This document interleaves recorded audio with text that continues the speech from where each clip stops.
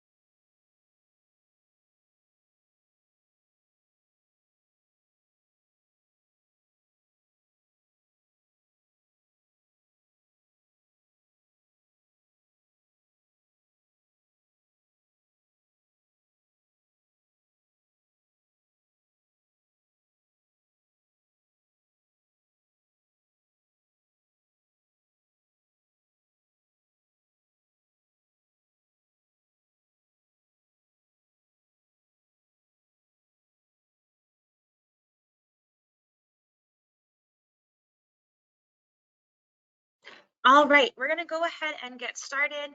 I see a lot of people are hopping on right on time at 3 o'clock, and I'm sure a few more will be joining us. But Dr. Morgan has a firm stop time of 4 o'clock today for some other commitments. So I want to make sure we give as much time as possible for questions towards the end. So just a few housekeeping items. If you're not familiar with GoToWebinar, on this home slide, you can see here that you should have a GoToWebinar panel probably on the right side of your screen. If you can't see this full panel, then what you can do is hit that little orange arrow at the top. That'll show you your full panel. And then within that, there is both a questions box and a chat box. So if you would like to ask a question, you can drop that in there. That'll be a private question and I'll moderate those. Or if you want to pose something to the full group, you can put that into the chat box.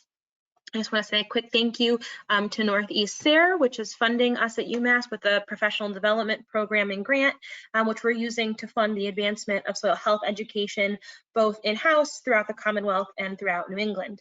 So our speaker today, she already knows that I'm very excited to have her here, is the Chief Scientific Officer, Dr. Christine Morgan at the Soil Health Institute. So in addition to this role, she's also adjunct faculty at Texas A&M, editor-in-chief of Geoderma, and she is very influential in both methodologies and applied work that we're seeing really happening in soil health right now. Soil Health Institute did this massive on-farm study about a lot of these soil health indicators. And so I've asked for her to talk to us today with this mindset that some of us are soil scientists, some of us are very much applied technical advisors out in the field, and how are we sort of trickling down what's happening in the labs to ultimately what we're doing on farm. And so with that, I'm going to switch over and I'm going to make you the presenter, and you can go ahead and share your screen.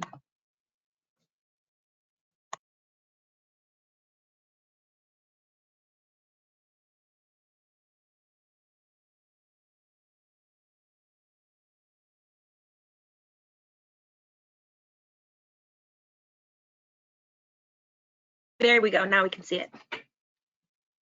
Oh, and you're still muted. Let's just, there you go. Now you should be good.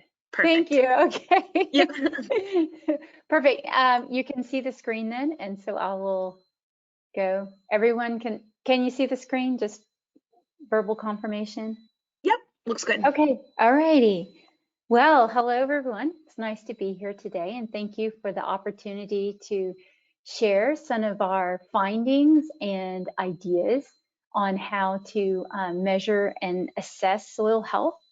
I really want to focus talking today about like translating what, all the stuff that we do as researchers on field in examining soil health, and thinking about how SHI is trying to gather all that information and get it to a scalable soil health assessment program. And when I talk about scalable, just as it was mentioned in the introduction, measuring soil health on the farm and measuring it to scale. So when I think about scale, I think I want to be able to do it nationally, and I want it to be relevant and informational locally, right? Like to be relevant locally is a bit different than being relevant nationally.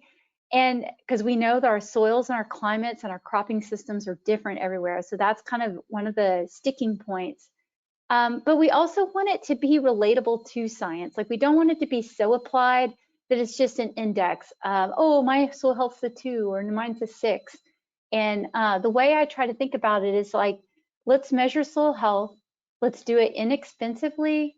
Let's do it in a way that it's scalable nationally, but meaningful locally. And then also so that it's linkable to a lot of these functions that we're really interested. Soil health is a catch-all for a lot of different functions that we're asking from our soil. And as you all probably are very well aware, soil health also feels sometimes very quantitative or qualitative. And the reason why it feels qualitative is that, a soil in West Texas or East Texas, I'm from Texas, so I always default there, may be really healthy, but its soil health metrics are not going to be comparable to a southern Minnesota mollisol, right? Like we just know that's not right. And so that's a lot of why I think we struggle when we talk about soil health. But hopefully I can put some concepts in context for you, and you can start thinking a little bit. I don't know. I just hope to provide something useful for you today so that you can be thinking about soil health assessment, what works, what might work for your programs and thought processes. So I'll share mine and then you take what you like of it. When we think about assessing soil health, I just kind of want to set the framework. If I minimize this. Sorry, I'm playing with things on my computer, it's not so helpful. Okay, so when we think about the usefulness of assessing soil health, I really try to think about answering two questions. This is the first question. When I'm working with a farmer, is the management moving my soil towards a healthier soil? Where is my soil health today, and where can my soil health go, right? So it's just an indicator of progress. Where am I at? Give me some reasonable understanding and tell me, can I get better? Can I get worse, right? And so we like to think about this is like, can you set a soil health target? Can you bracket soil health that's collected at any given farm field? And so this is just kind of my little visual, like our soil health that we might measure for business as usual could be on one end. Our target soil health is on one end, and then, some soil health system that I'm working with a farmer or producer. And I think it's important to set targets, even targets that we think that we may not get, because we need to inspire innovation. It's really easy as scientists, as practitioners to say, yeah, here's the soil health management practices, go do them. We do understand there's some art to the practice, but I also think that there's a lot we don't know. And I don't want to tell a farmer, well, you can only get here because this is where all the other farms are today. I want to say, well, based on what we know about the soil, this is how healthy it can be. Go get them, try to figure out what works for you. Let's have plenty of innovation space left around so that we don't set the bar too low. Okay, as a scientist, I'm also thinking, is my soil performing each individual soil ecosystem service to the best of its ability, right? And I'm a soil physicist, so I might be thinking about water storage and getting my crop through drought. We have at Soll Health Institute, we have a few biogeochemists and nutrient folks, and they're thinking about carbon. And then, we're all worried about erosion resistance and suppressing diseases and pests and things like reservoir for biodiversity. There's other bits. So what we really wanted to break down is thinking about what are the functional outcomes that are important both to farmers and to other off-farm stakeholders, and how could our measurements of soil health give them information as well. And again, like in Texas, farmers aren't so concerned about storing carbon because it's hot and it's dry and maybe we can't get a lot of carbon into the soil, but whoa, is it important to capture rainfall? And so here's just a little picture. I love this photo, so I use it in all my talks. So here's a fence line in the middle. This is the soil in South Dakota. Same soil, different health, right? There's been a rainfall. On the left-hand side, soil's functioning. On the right-hand side, soil's still functioning, but just not to the way that we need it to for this crop. We're losing topsoil. You can see erosion in the back. We're puddling water. You can see that it's affecting the crop emergence. Just not going the way we want it to go. Okay. So how has SHI approached this? So in the introduction, you heard about this project. We affectionately call it NAPESHM, or at least I do. But it's an acronym for the North American Project to Evaluate Soil Health Measurement. And before I came to SHI, this project was underway, and there were 124 long-term research sites across Canada, the United States, and Mexico that were selected. They were volunteered, and then a panel at SHI of scientists from actually around North America came to SHI and helped select the sites. And these long-term experimental sites, they're research sites. So they have controls, which we usually call like the business as usual, whatever that conventional cropping system looks like. And then they added soil health management practices such as crop rotation in some, tillage in most, cover cropping in some, and organic fertilizer versus just inorganic fertilizer in many, okay? And at each of these sites, we took soil samples all in the spring, mostly before any spring management occurred. And from those soil samples, we measured over 30 measurements that indicate soil health. And we also measured basic soil health properties too, so that we could look at those inherent properties like texture, pH, cation exchange capacity, things like that, and how they were associated with those soil health measurements. Here are some of the measurements that we did. I think you all that have been working in soil science and agronomy and in soil health have probably seen a lot of these. The names might look different. They look different to me when I first came to SHI. As a soil physicist, I was pretty much down with all of these here in the middle of this table, but some of these nitrogen and community measurements were new to me. So the way I've organized some of these 30 measurements that we have most recently evaluated is in the first column is carbon cycling. Then you have a column of measurements associated with nitrogen cycling, column of measurements associated with water storage and cycling, and then like that community, that microbiome that everyone is so interested in. Okay, sorry, I was reading the comments. I thought maybe somebody had asked a question. Oh, pardon, actually, Christine, if you don't mind, I will hold most of the questions to the end, but this one might be relevant for right now. They're asking where in Mexico, and if so, specifically where? Yeah, they were the CIMMYT sites. So if you know your Mexico geography well, these are all CIMMYT sites, and you can see quite a few in southern Mexico, and then 2 up here in the Baja area. I don't know if that's helpful. This is Texas in this spot right here. We do have all this published, and we have each of those sites published if you're specifically interested. It's published in the Agronomy Journal, and it's open access. So if you just get on Google and see this NAPESHM acronym, NAPESHM, if you Google NAPESHM space Norris, Norris, it's Charlotte Norris. She was the first author of that paper. There's a table you'll get the paper. That's all you have to type, NAPESHM space Norris. You'll get the paper, and there's a table that shows you all the sites that give you more specific information. Great question. I don't mind being interrupted with questions, so please feel free. This talk is only about 20 slides, so I really wanted to make sure there was room for discussion. Okay, so these are all the measurements. I'm not going to go through all of them. If there is one at the end that you're particularly interested in, please don't hesitate to ask. I'll do my best to answer them.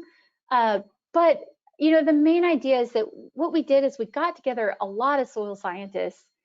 I think there were like 10 of them that are really involved, engaged in these different subdisciplines of soil science and measuring soil health. And we just had them like, you know, let's make a list. Let's get them all in there and let's get them measured. So this is kind of what they came up with. So it pretty much covers most of the popular and some of the unpopular soil health measurements. I'm going to go through the ones of particular interest, so don't feel like you're getting short-circuited there on detail. Okay, but I just kind of wanted to give you an idea how we compared the methods, what our evaluation criteria were. So first of all, is we were looking at response to management. We wanted to see how they responded to those different soil health management practices. We looked at redundancy, redundancy of information, or the correlation between them, and looking for some that maybe weren't so correlated and maybe had extra information that another one didn't. We looked at their association with inherent characteristics. And when I mean inherent characteristics, we're thinking about like soil texture, you know, those things that don't change in soil that can alter the soil physical, chemical, and biological properties, but also site characteristics. We looked at a lot of indexes and ultimately boiled it down to mean annual precipitation and mean annual temperature. We also looked at the lab availability. There were some samples that were really good, but the commercial lab said, we don't want to do those. They're too complicated. They're too expensive. We couldn't get the throughput on those samples, even if everybody did want to pay for it. And then we also looked at cost. You know, lab availability cost drove lab availability, but also for us, like there might have been two measurements everyone's doing. There's a lot of compelling evidence, but then we're like, okay, which one of these is really going to give us the best bang for our buck? Because when we talk about national assessment, I don't want a soil health measure to cost $100. I want a robust soil health measurement where, ideally, I want them done for 20 bucks, but we're not quite there yet. But we will be. I actually think we will be. I think we can do some more things, but that's for the future.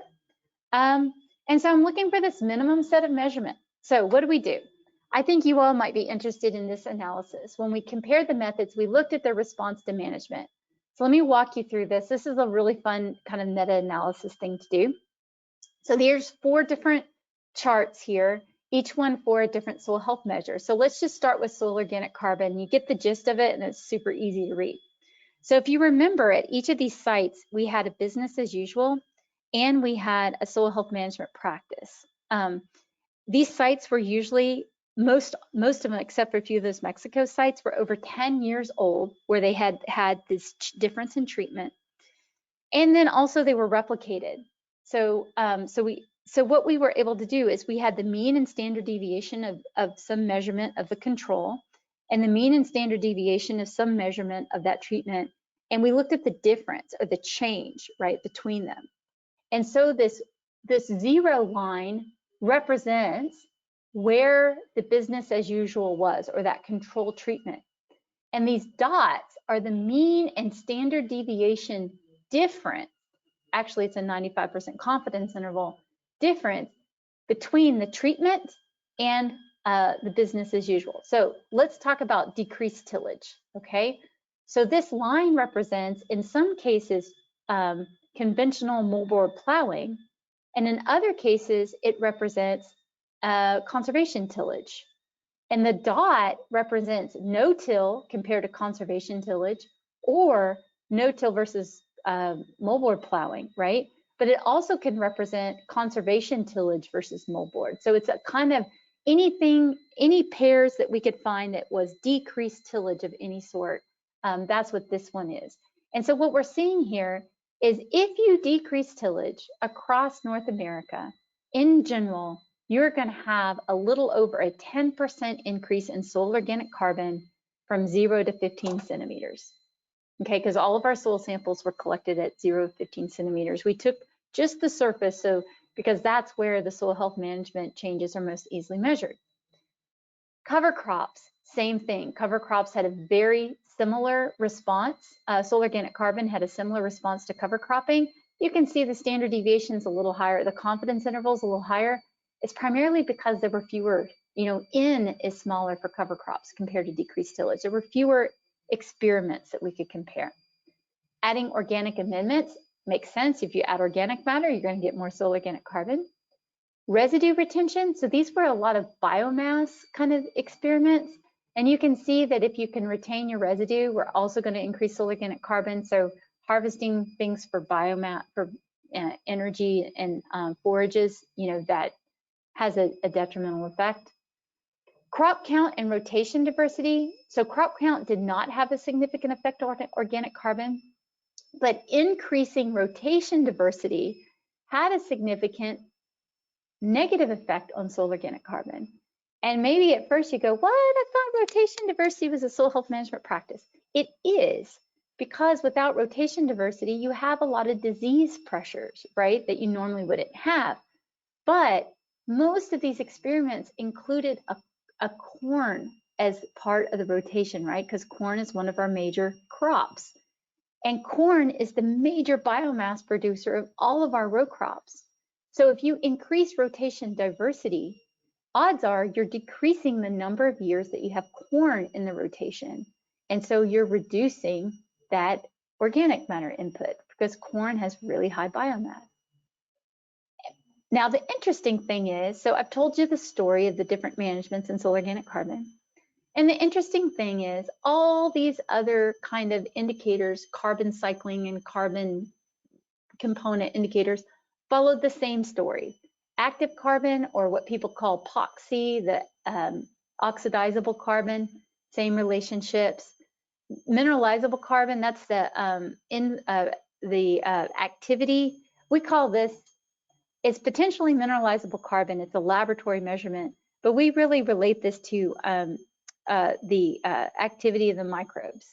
And again, kind of the same responses. So just to remind you, okay, so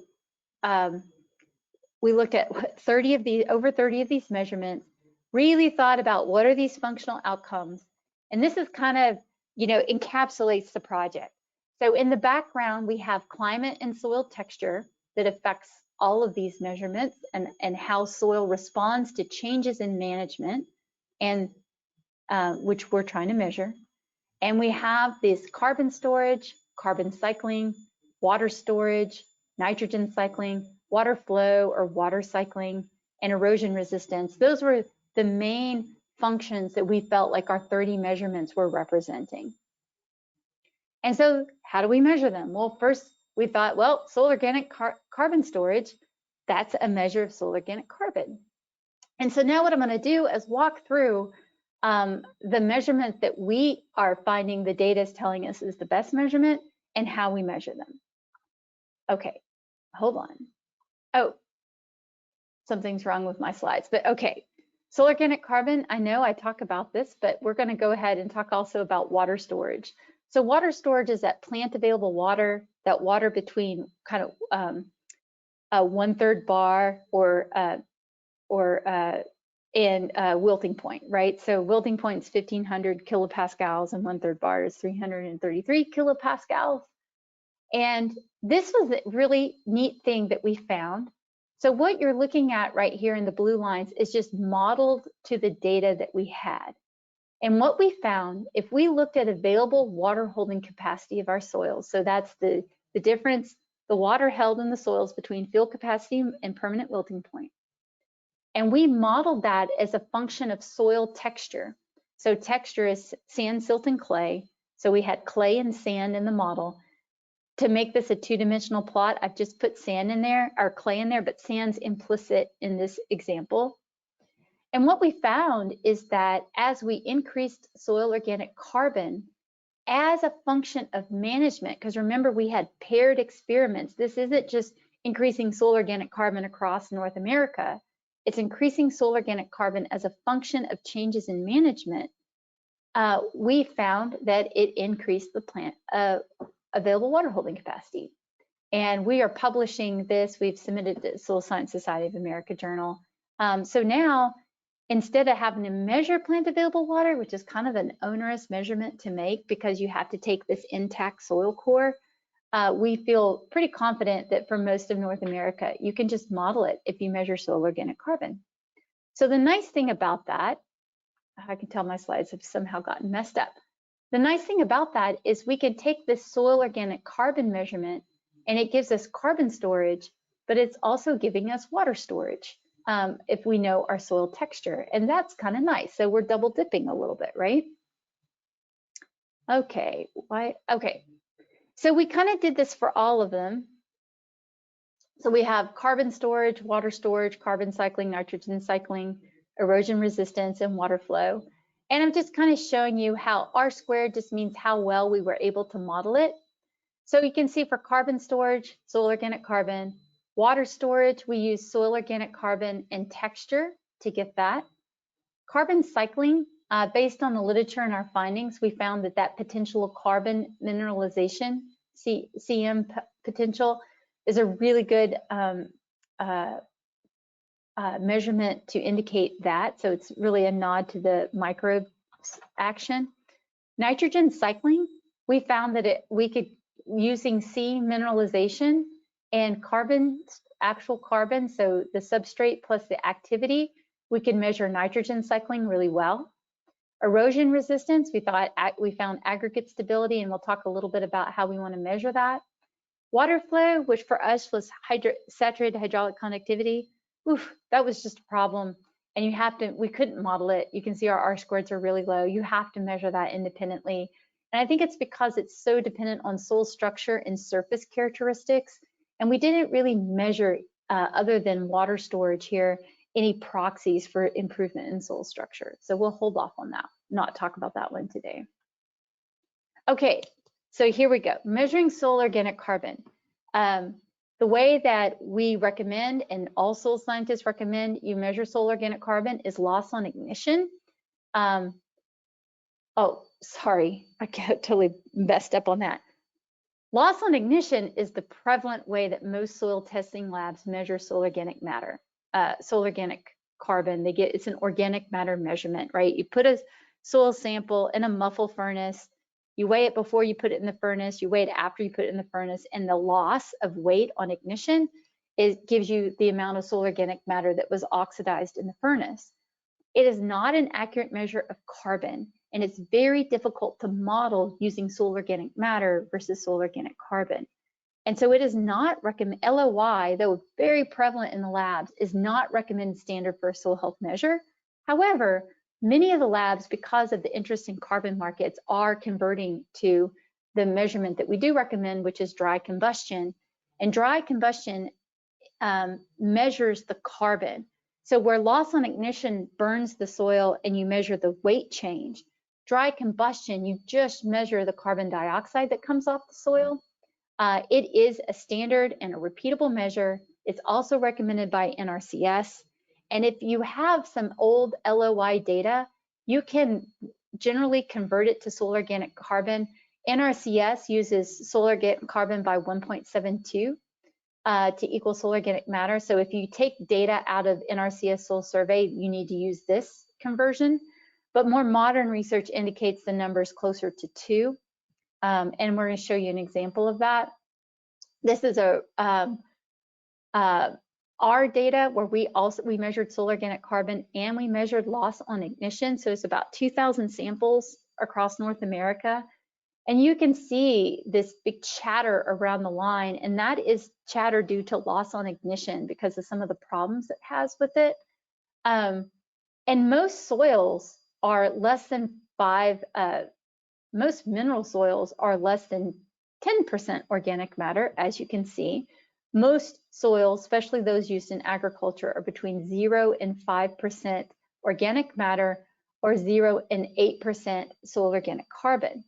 So if we zoom into that, what you can really see is that if you have soil organic carbon that you've measured at 2.5%, that loss on ignition measurement can range quite a bit.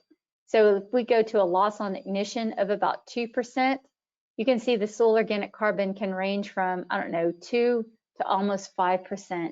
So you can really see that they are highly related, but they're not really reliably converted to each other. So just to kind of give you an idea, loss on ignition, not ideal.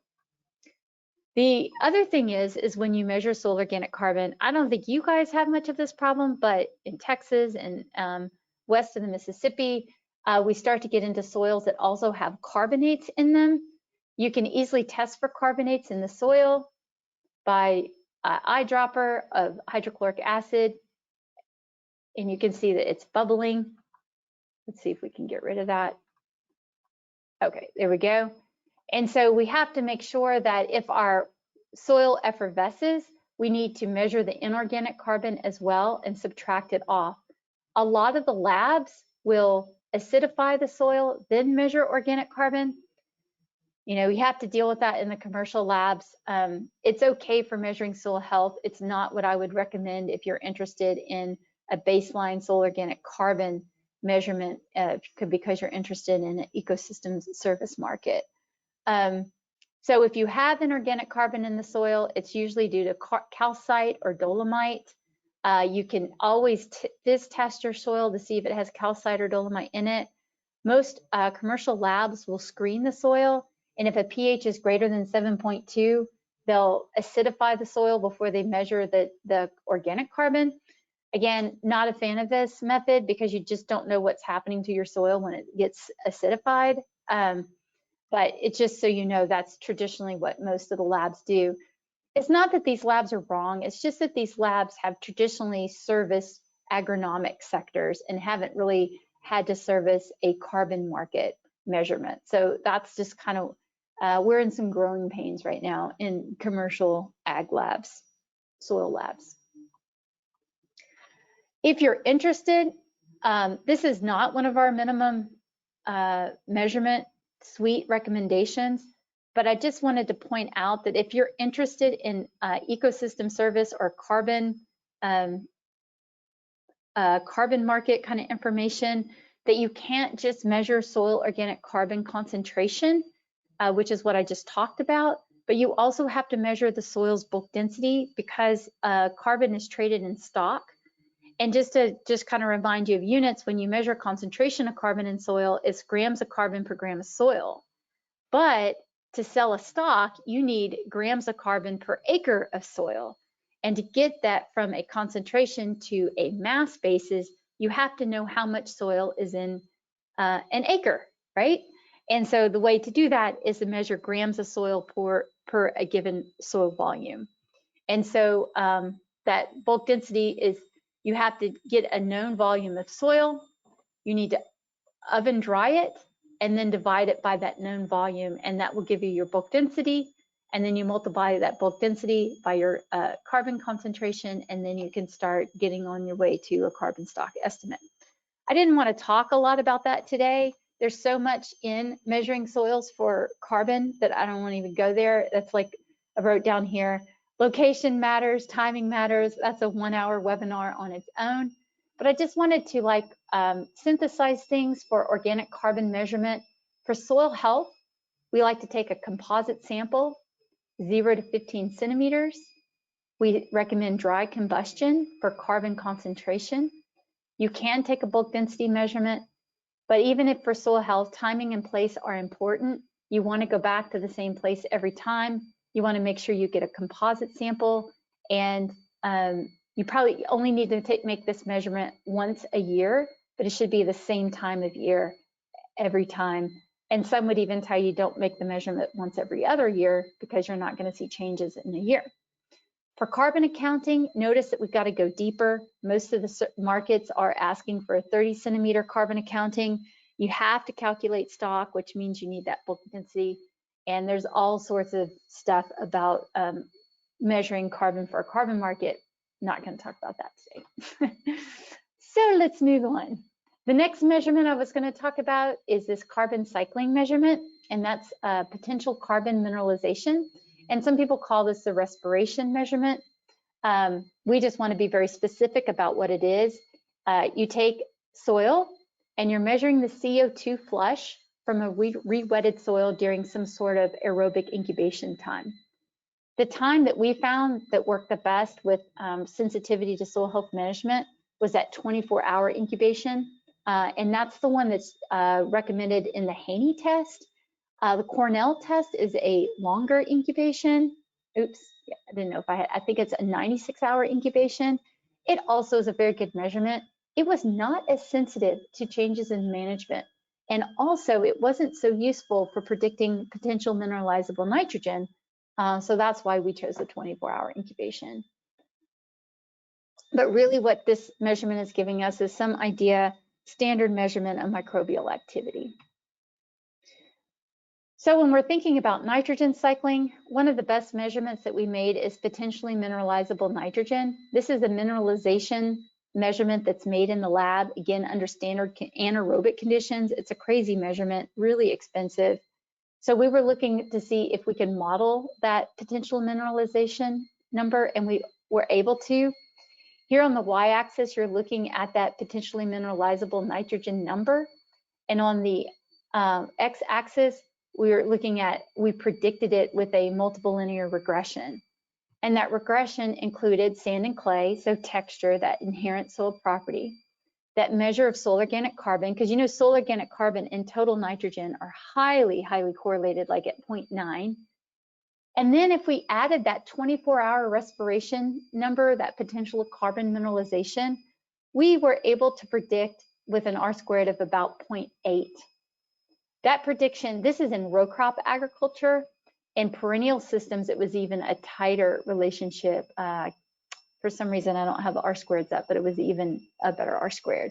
So anyway, this just kind of gives you an idea that that mineralizable nitrogen, and of course agronomists have known this forever, is very predictable locally with soil organic carbon measurements, but we found a significant improvement in the estimate by adding this activity measurement.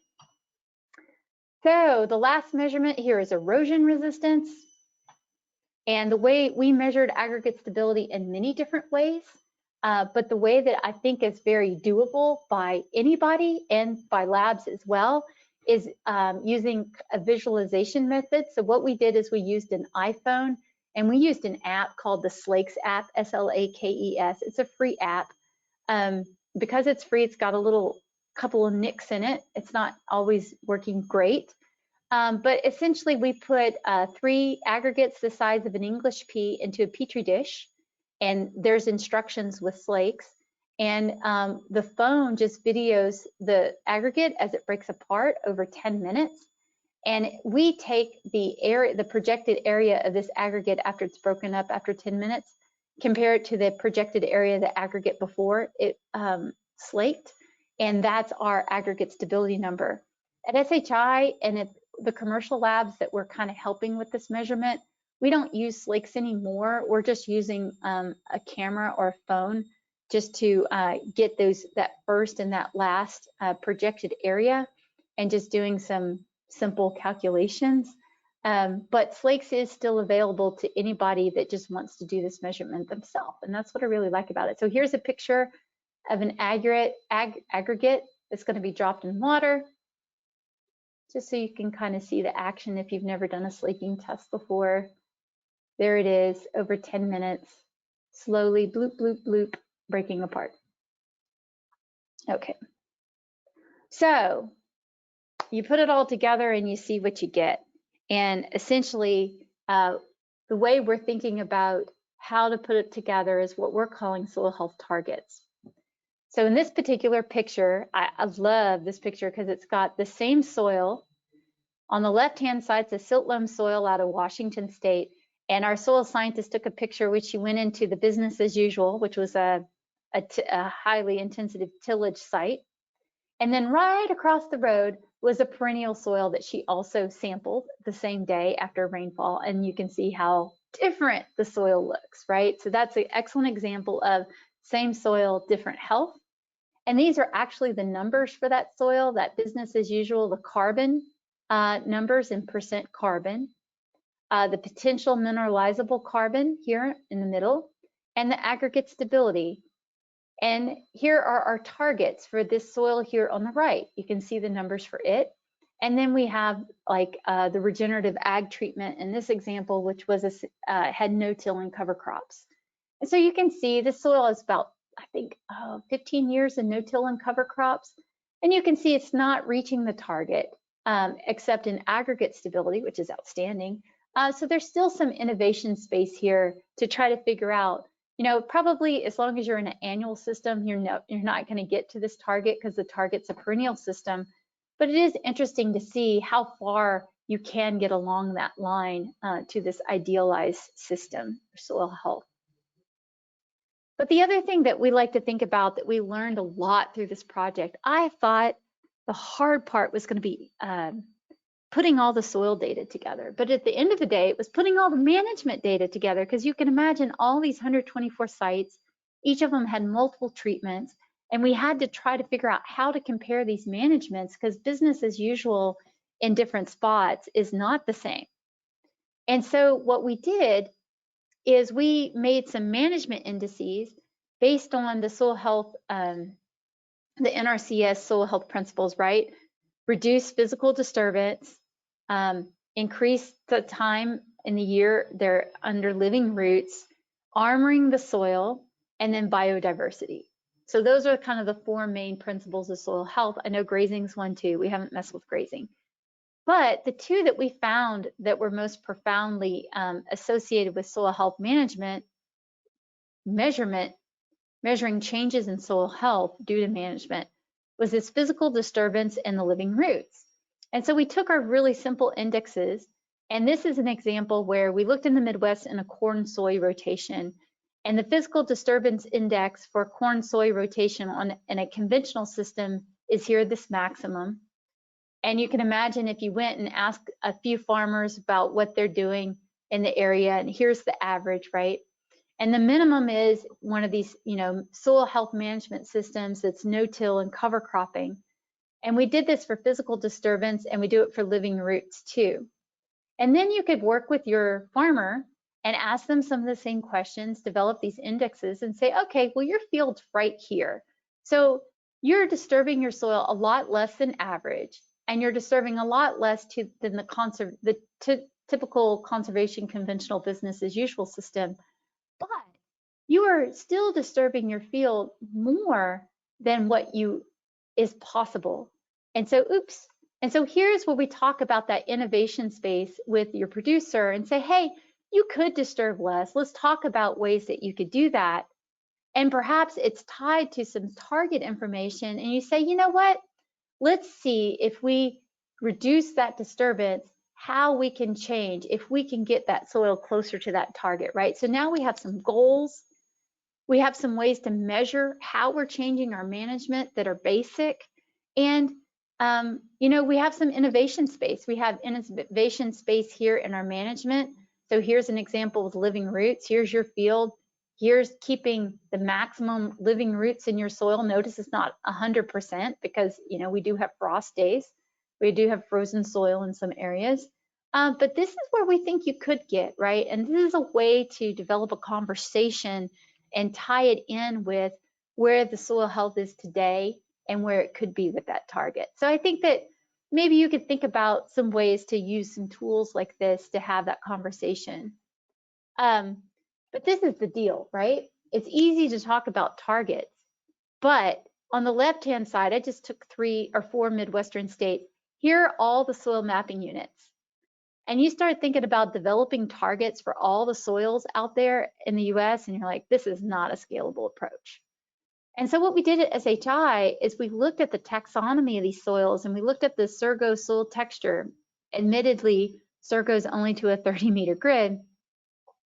And we classified these soils into soils that we thought had similar soil health potential, right? Because if you think about in Iowa, a silt loam on a back slope from the same glaciation period, probably going to have very similar soil health potential. And that's what we did over here on the right. And so we've reduced hundreds of individual soils down to about 27 soils that we feel like we have similar soil health potential. So you can imagine now we have a strategy that we can go out and take some measurements of some targets and some business as usual and build those brackets for these different soil health measurements and start to have conversations with producers about here's where your soil health is today, and this is where we think it can get. And that's kind of the strategy that we're trying to build at Soil Health Institute. We call it soil health targets. Here's another example in Maine. I thought Maine was maybe a little closer to you all. On the left-hand side, you can see all the soil map units.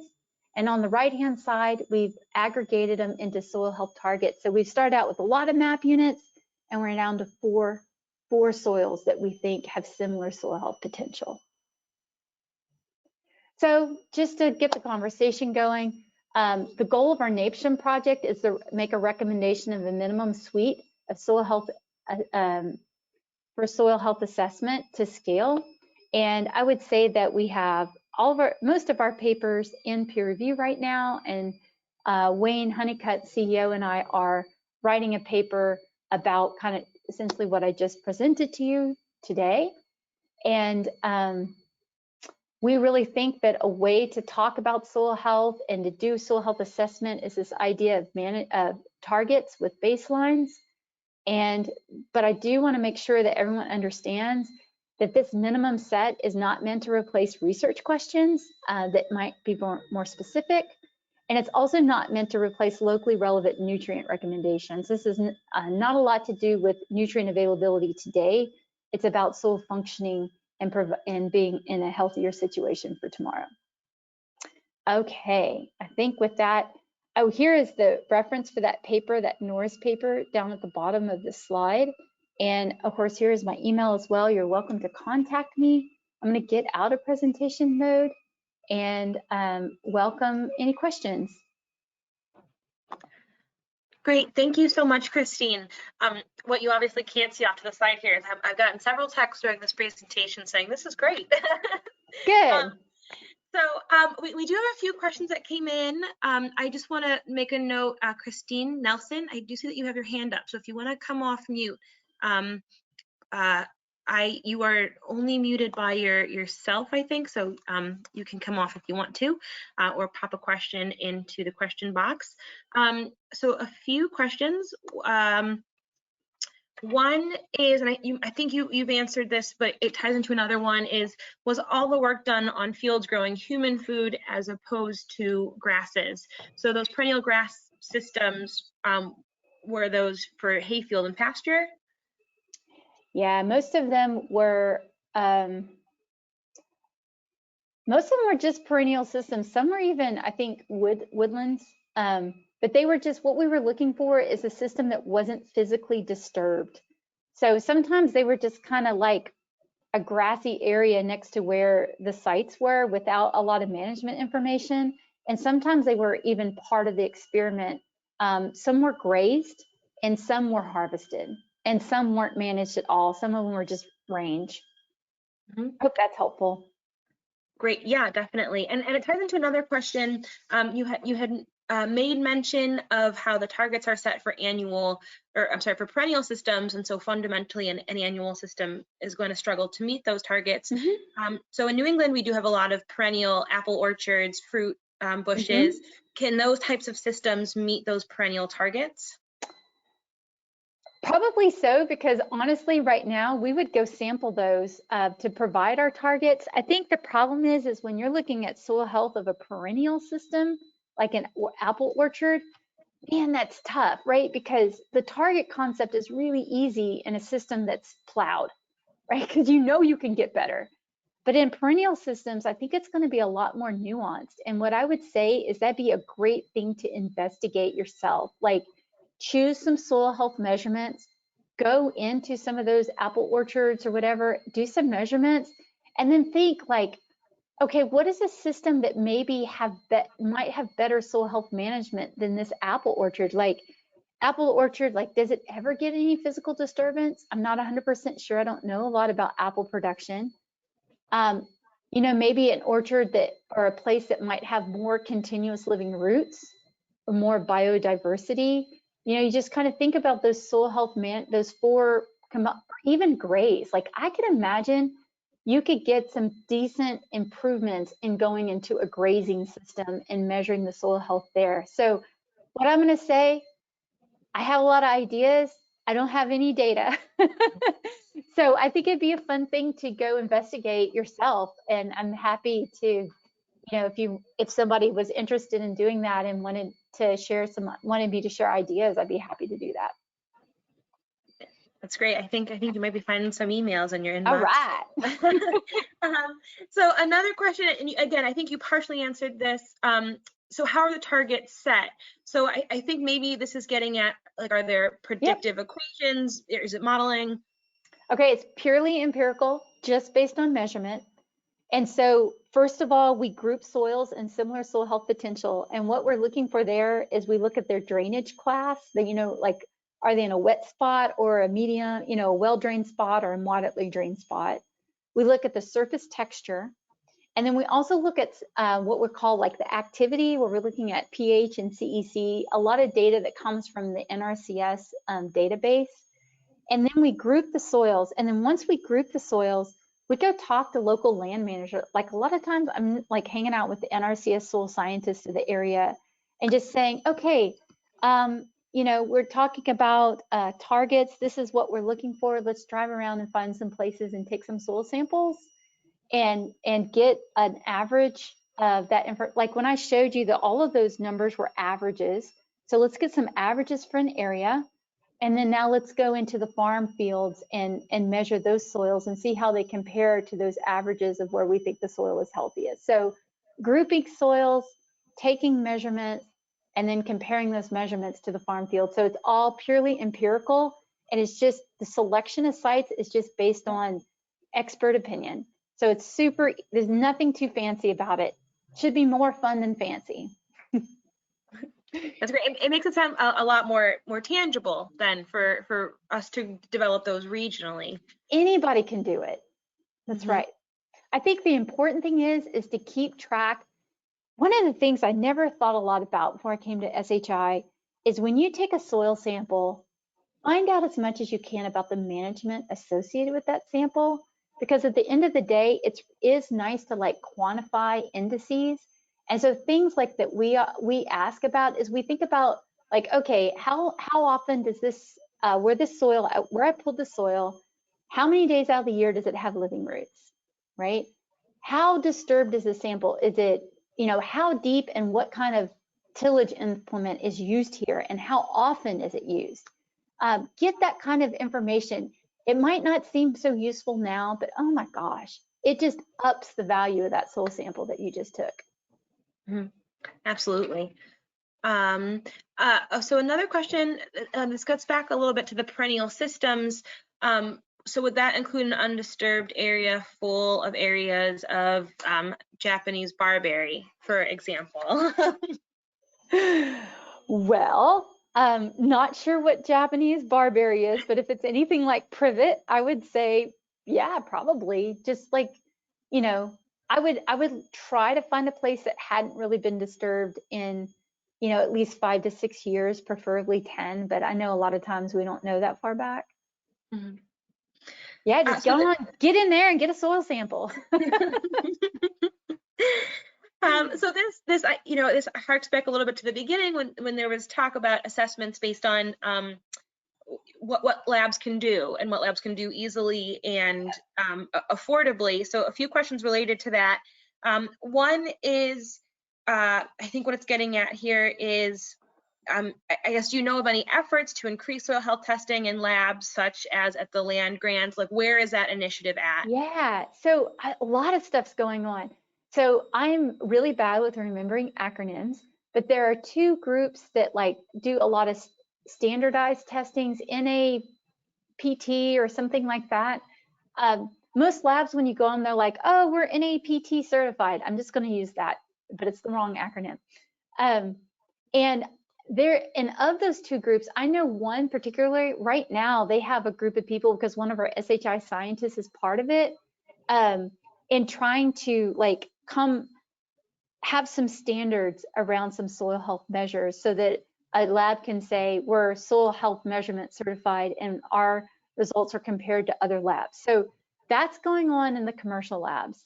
In the private, like in the academic, the university labs, I think they're still very focused on soil fertility, but there are some that aren't, right? There's Cornell, and I know Missouri has a soil health lab. So there's a few, I'm sure there's more. Those are the two I know of. I'm really new to the soil health world, so I don't know a lot of those labs.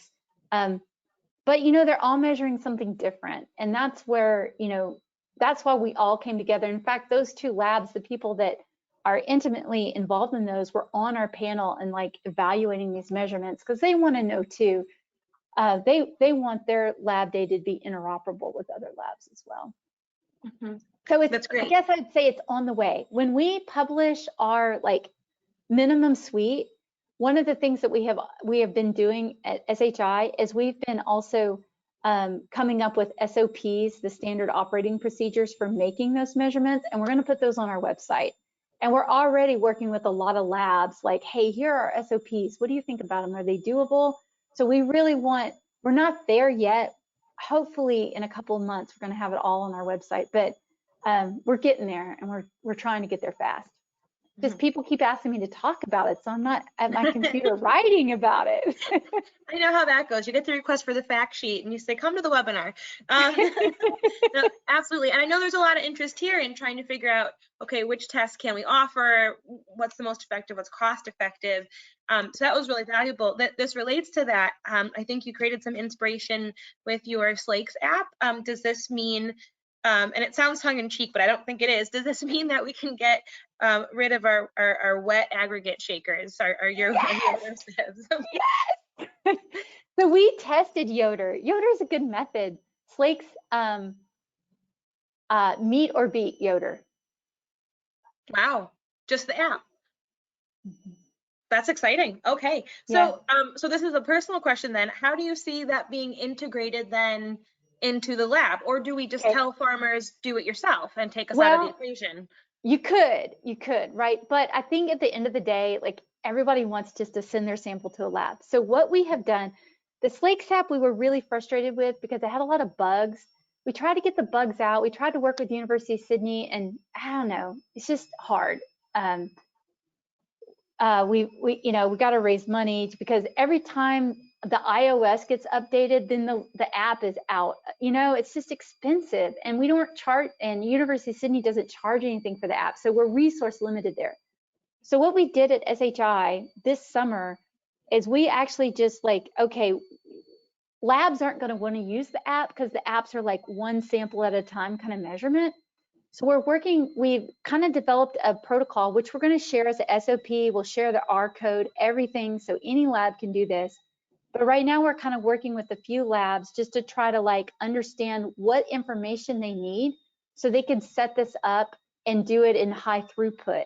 So essentially our concept is that you have the aggregates and they're on like a little backlit table, and then you pop them in the water, and then the app comes around and measures them at 0 and at 10, and then that just goes to a computer and it gets calculated. So I guess what I want to say in short, we are working on how to tell the labs how to do it at high throughput, but I also still think there's a place for that app, right? For the consulting soil scientist that wants to save money, or the scientist is working on a shoestring and wants to save money. So the app's still good. And what I would say, if you decide to play with the Slakes app, on Amazon, you can buy for 20 bucks a little backlit screen the size of a piece of paper, but it's like just a light. And then, because the thing that we struggled with the most with that app was getting good lighting. But you don't have to get good lighting if you backlight the image. So then you just put your little Tupperware or Petri dish or whatever on that light, and then you put your aggregates and you film from there. And it was night and day different. So I'll just say that if you want to use it, spend 20 bucks on Amazon and then download it on your iPhone. Yeah, that's very exciting because those sieves aren't cheap or fast. so the app would be great. I want to be mindful of your time. You only have 3 minutes left. I do want to say, you do have to be consistent though. We did not find that any of those methods were very well compared to each other. So they were all kind of in the same trend with each other, but it was so messy. So, the only thing is if you have a long-term research study and you've been using Yoder, you probably got to stick with it. But if you're ready just to try something new, I would definitely use the image recognition system. Sorry, I just wanted to say that. Oh, no, that's great. I'm one of those people about to start something new, and I would love to to start something new on an app, not on those sieves. Especially when you can only do 1 and not 8. Yeah. Okay, so okay, I do want to get to another question. I have 2 more if I can sneak them both in, but if not, we'll just do this first one. How do these results compare with imagery-based predictions of soil health measures? For more context, I mean aerial or satellite imagery, not the images that you've been talking about. Yeah. Okay.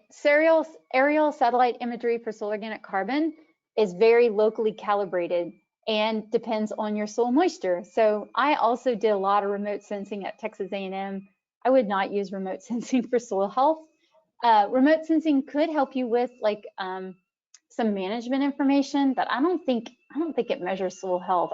I can't figure out a way that remote sensing is going to give you aggregate stability, microbial activity, and I know it can give you soil organic carbon, but you have to really calibrate. Absolutely. Okay, I'll sneak in one last question. Oh, back to bulk density. I know this is a whole other hour, but is this something that we should be, what it boils down to, should we be offering this to farmers as part of our farm visits? Do they have a way to do bulk density? So you would put that on the ASP tool belt? I would have it on my tool belt. And if that farmer says, yeah, I'd be interested in seeing, if they have any interest at all in a carbon market, get the bulk density sample. You'll regret not doing it. But then you need to take soil organic carbon. I would do a 0 to 15 soil organic carbon, a 15 to 30 soil organic carbon, and then bulk density 0, 15, and 15 to 30, so that later you can calculate stock. You can calculate it on a volume basis or a mass basis later on if you get 2 depths. So that's just, I think that's like the safety belt approach, is just get it. You're out there, right? Most of the expense is getting to the site. That's a really good point. Well, Christine, we're right at time. I know you got another commitment. Thank you so much for this today. This was great. And I'm getting requests from other people for slides, so I'll post a recording later for them. And just really want to say thanks for being here with us today. Yep. Take care. Bye, everybody. Thanks, you too. Bye-bye, everybody.